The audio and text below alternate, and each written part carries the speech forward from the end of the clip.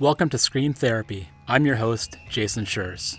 In October of 2018, I found myself in the hospital, sitting across from a psychiatrist who was telling me I had bipolar.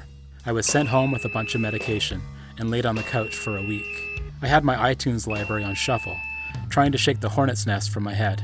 Ever since I was a kid, I've been using loud music as a form of therapy. Punk rock and mental health have always been connected. This podcast looks at that connection through the lens of different guests. This is Scream Therapy.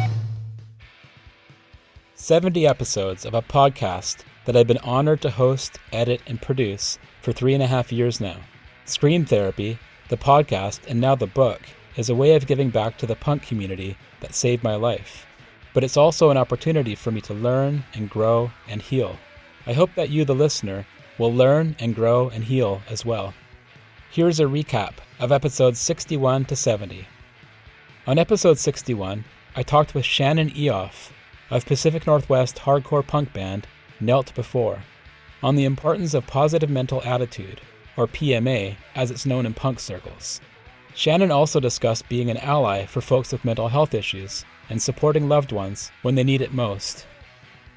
My partner is a non-binary human and is getting a doctorate at OHSU here in Portland, and the program is clinical psychology, but is focusing on trans health, autism, and ADHD. So I'm constantly hearing what is being discussed in that world, and it's a very interesting cross between the adolescents, whether they're trans or just autistic or have ADHD, just the crossovers between the people groups.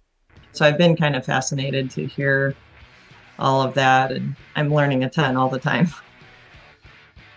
On episode 62, Mark Bouchard, comic book writer and curator of Everything Is Going Wrong anthology, talked to me about the importance of spreading messages of mental health through stories of lived experience.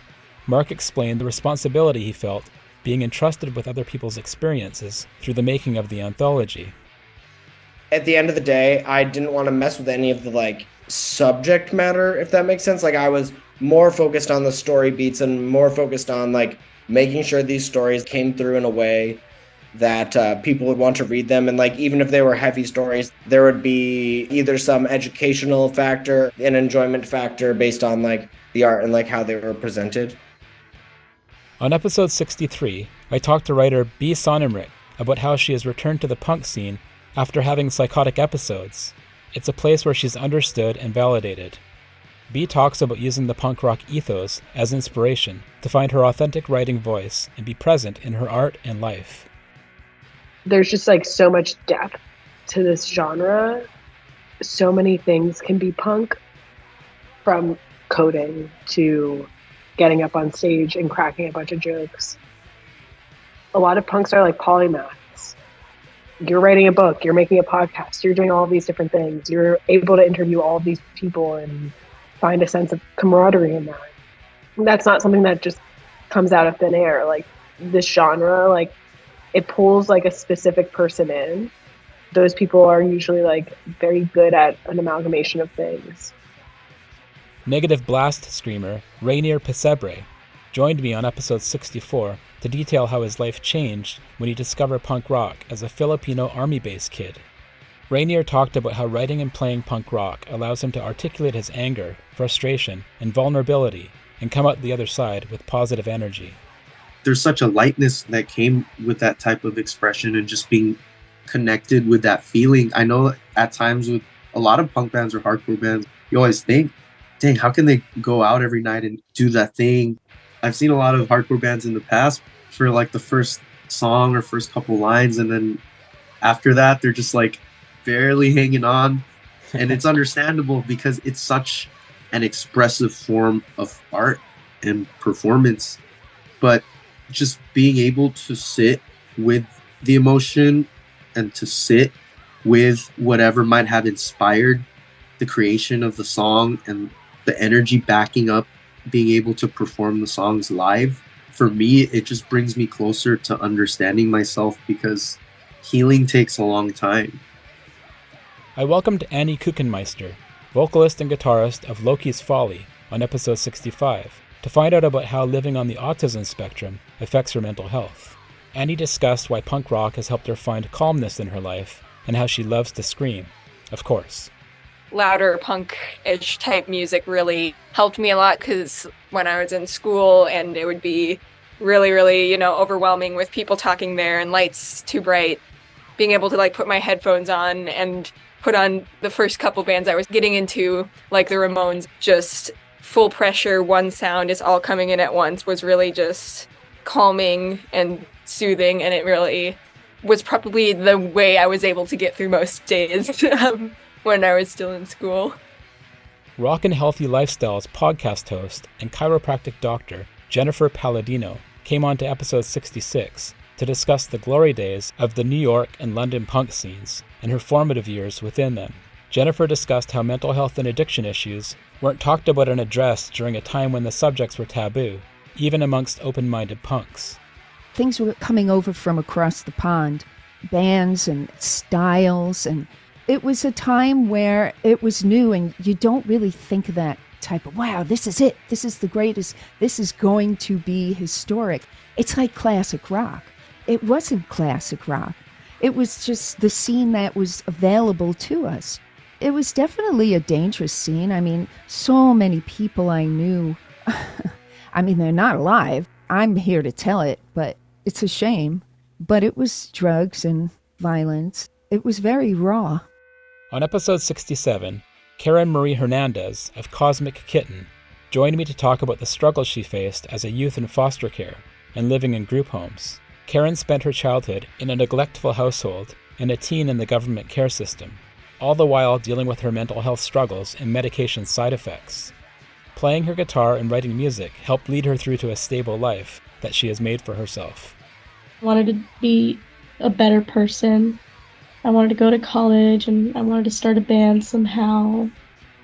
Although I had lost a lot of my friends, or pretty much all my friends, I was going to find a way to make new friends, and for some reason I just became a really positive person. I felt like as long as I put my mind to something, then it was going to happen for me.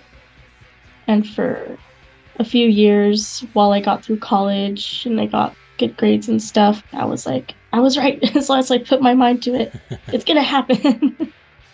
On episode 68, I welcomed Tina Rushing of Punk Rock Saves Lives, a nonprofit organization that provides mental health and harm reduction resources at punk shows and festivals, as well as community events. Tina talked about how doing mental health advocacy work within the punk scene has been mutually enriching between her organization and the punks it provides resources for. Punk rock is so much more than anyone really knows. And it goes so vast in what it can do and how it can help. And I agree. I really do think punk rock does save lives. And I hear it. People come up to our booth all the time. And that's actually how we get a lot of interactions. People just read it, don't realize we're an organization. And they're like, yeah, what is this? Or they see a shirt that says punk rock saves lives. And they buy it and they're like, wait, what is this? Casey Cavalier of The Wonder Years was the special guest for episode 69. He discussed the relationship he and his band have with their listeners, including fielding intense conversations about mental health and drug and alcohol misuse. Casey talked about setting boundaries with fans while providing the best support he can given the circumstances. Sometimes it's just more about them being able to say it out loud, and they're not necessarily looking for you to provide some feedback or some sort of advice. And so that's a really important thing that we've tried to remember and had to remind ourselves. But additionally, we've learned and grappled with over the years, and our feelings of guilt towards not being able to take on that much. And how do you filter that? We had to, for the good of ourselves and being able to continue to perform and continue to put something positive into the world, it was a way of conserving a bit of our emotional energy. Just being there and just allowing someone to speak their truth about something is a really powerful thing. Now you're all up to speed.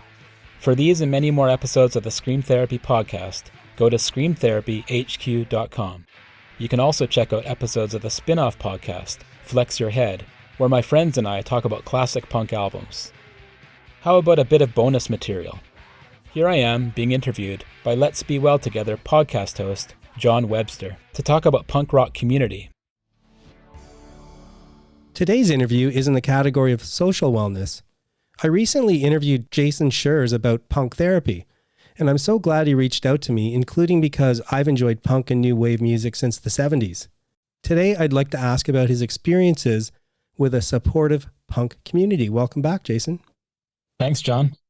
Good to hear your voice again. Oh, thanks. As a reminder, Jason is a music and mental health writer, host of the Scream Therapy podcast, and calls himself a punk weirdo living in Powell River, BC, a small coastal town in the traditional territory of the Tla'amin Nation. He's contributed to projects by the Canadian Mental Health Association, Disability Alliance BC, and other publications. He's a graduate of the MFA in Creative Nonfiction program at the University of King's College. And when he's not writing, podcasting, or facilitating a bipolar support group, or doing other mental health advocacy work, Jason is screaming into his dented microphone and beating on his guitar like it's a percussion instrument. So Jason, initially we were just going to do the other interview, and then you mentioned, while we were talking, getting support from the punk community. And that just kind of jumped out as me as something I'd like to talk about. So I'd love to hear your thoughts on that. So the very first podcast interview I did was about 3 years ago now. And the person I interviewed said to me, "Punk rock saved my life." And that just sent chills up my spine because that's how I always felt about it.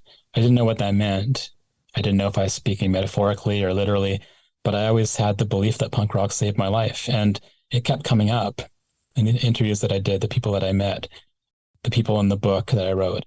And so, I tried to really think about that. And I realized, I was using punk rock and the punk rock scene as my everything. It was my place where I felt comfortable. I felt like I belonged. I felt well when I was at shows. That's when I felt well, and that I actually felt like I was as much of a whole person as I could be. So the punk rock community is very welcoming, and it's funny to say, but they're actually very warm people. They're very I agree. Like a big hug, and yeah, it's not how people would necessarily think about punk rock or metal for that matter. I can remember going to a bar and, lots of people with spiky hair and crazy makeup and crazy clothes and chains and all that stuff. I didn't really dress up that much, but I could see on the street, people would look at them and like, yikes, they didn't want to go close to them. And you'd be in the bar and they're the nicest people. They're the most approachable people. You're absolutely right. It's a really welcoming community.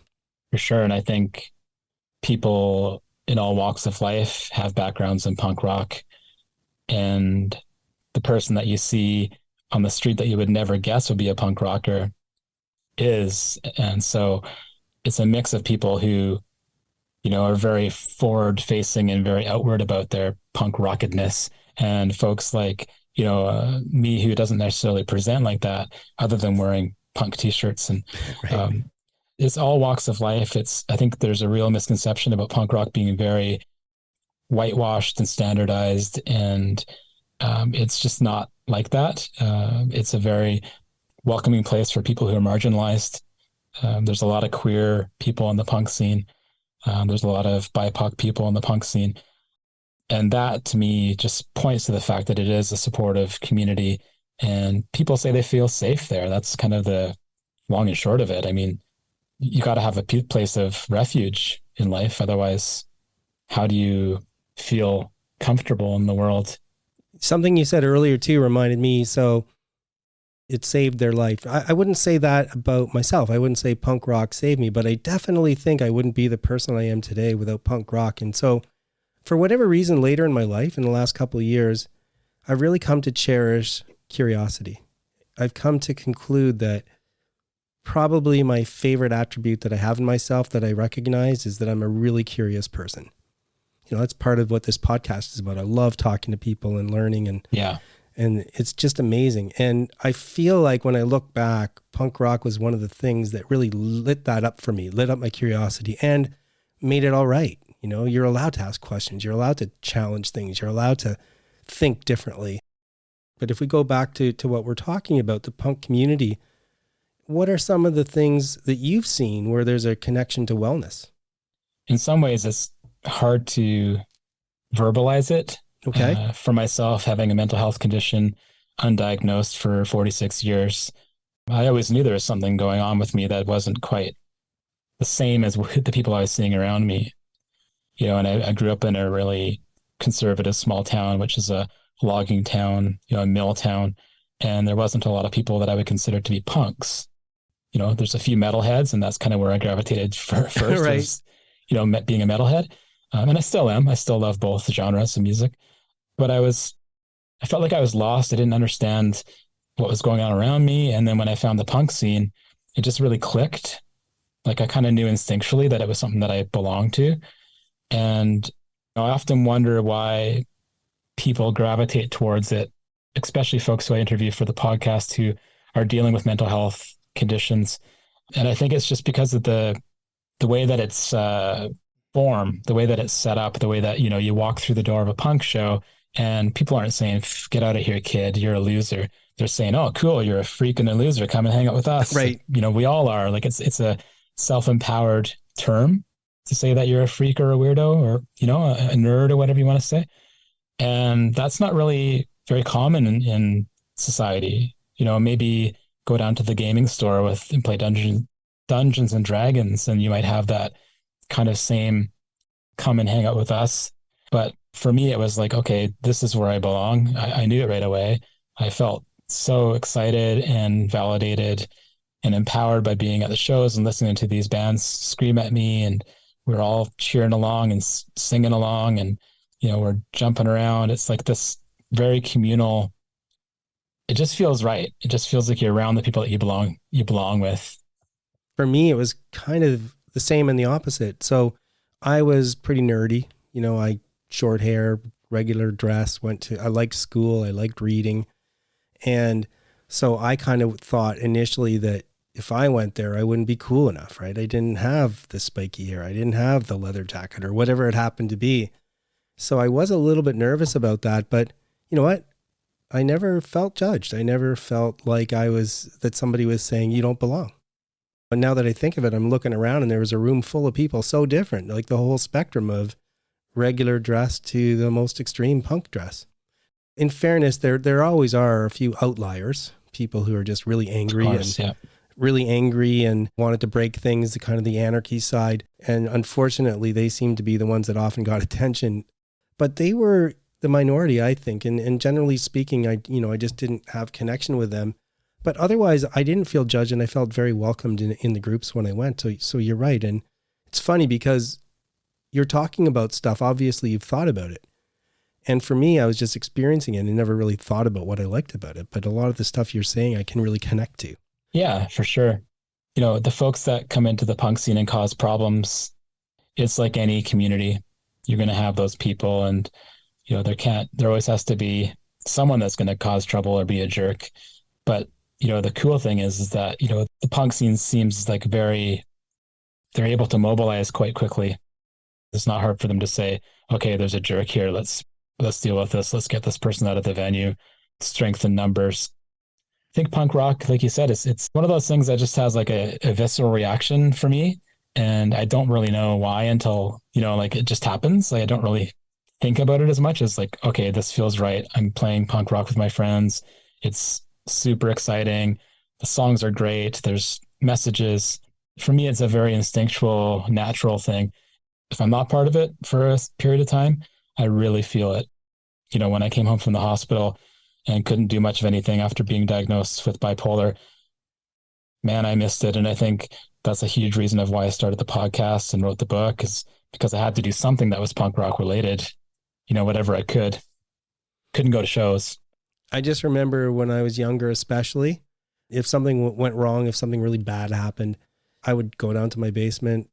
Those were the days of albums, and I would pull out an album and put it on, and it would make all the difference in the world.